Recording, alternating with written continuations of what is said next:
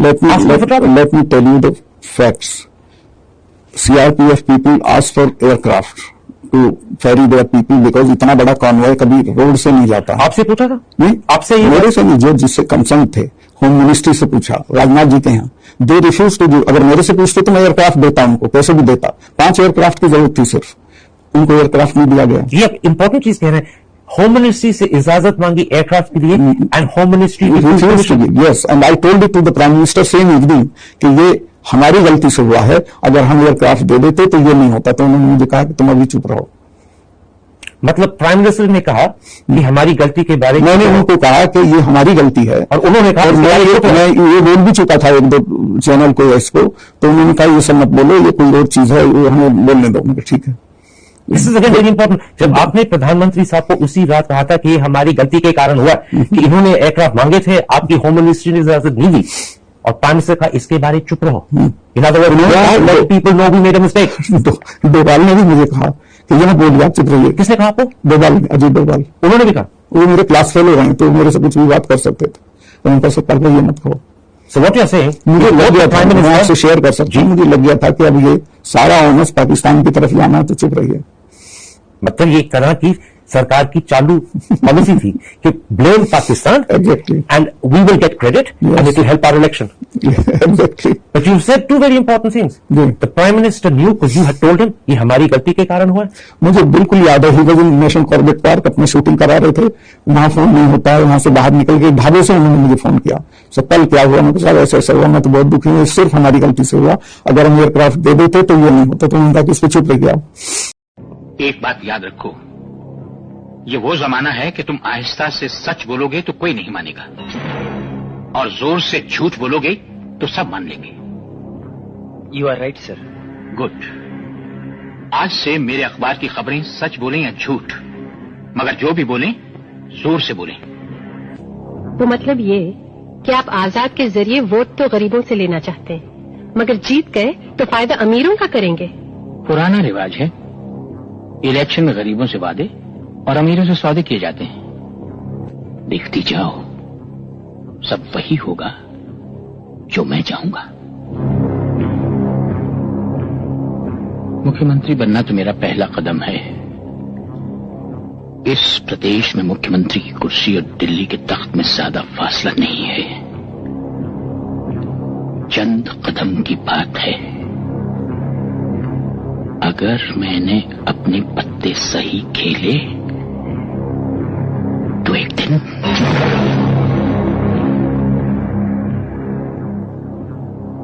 आज तो सोचते भी अजीब लगता है,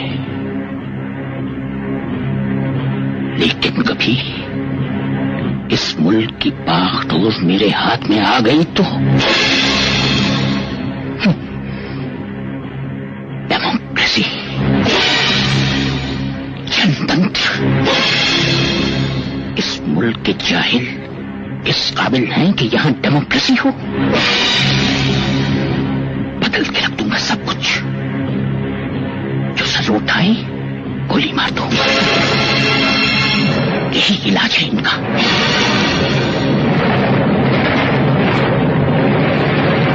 दोनों के डीएनए में लोकतंत्र है। लोकतंत्र हमारा स्पिरिट है, लोकतंत्र हमारे रगों में है। लोकतंत्र को हम जीते हैं और हमारे पूर्वजों ने उसको शब्दों में ढाला है संविधान के रूप में, और हमारी सरकार लोकतंत्र के मूलभूत मूल्यों को आधार लेकर के बने हुए संविधान के आधार पर चलती है। और हमारा संविधान और हमारी सरकार, और हमने सिद्ध किया है डेमोक्रेसी कैन डिलीवर। और जब मैं डिलीवर कहता हूं तब कास्ट, क्रीड, रिलीजन, जेंडर, किसी भी भेदभाव को वहां जगह नहीं होती है। और जब हम लोकतंत्र की बात करते हैं तब अगर ह्यूमन वैल्यूज नहीं है, ह्यूमैनिटी नहीं है, ह्यूमन राइट्स नहीं है, फिर तो वो डेमोक्रेसी है ही नहीं। और इसलिए जब आप डेमोक्रेसी कहते हैं, जब डेमोक्रेसी को स्वीकार करते हैं और जब हम डेमोक्रेसी को लेकर के जीते हैं तब डिस्क्रिमिनेशन का कोई सवाल ही नहीं उठता है। और इसलिए भारत सबका साथ, सबका विकास, सबका विश्वास, सबका प्रयास, उन मूलभूत सिद्धांतों को लेकर के, और इसलिए हम चलते हैं। भारत में सरकार के जो बेनिफिट्स हैं वो एक्सेस टू ऑल है, जो भी उसके हकदार हैं उन सबको मिलते हैं। इसलिए भारत के लोकतांत्रिक मूल्यों में कोई भेदभाव नहीं है, न धर्म के आधार पर, न जाति के आधार पर, न उम्र के आधार पर, न भूभाग के आधार पर।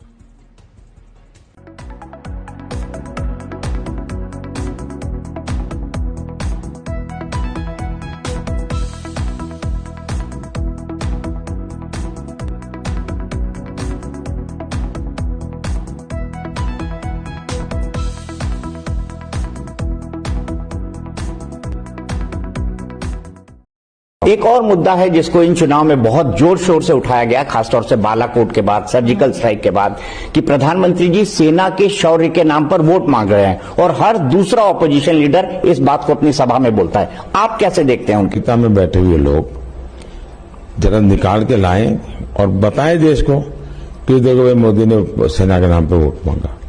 मैंने कभी नहीं मांगा सेना का, और कोई कारण नहीं है।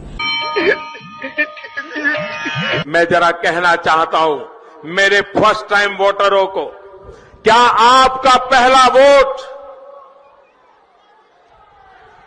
पाकिस्तान के बालाकोट में एयर स्ट्राइक करने वाले वीर जवानों के नाम समर्पित हो सकता है क्या? Very smart. मैं मेरे फर्स्ट टाइम वोटर से कहना चाहता हूं कि आपका पहला वोट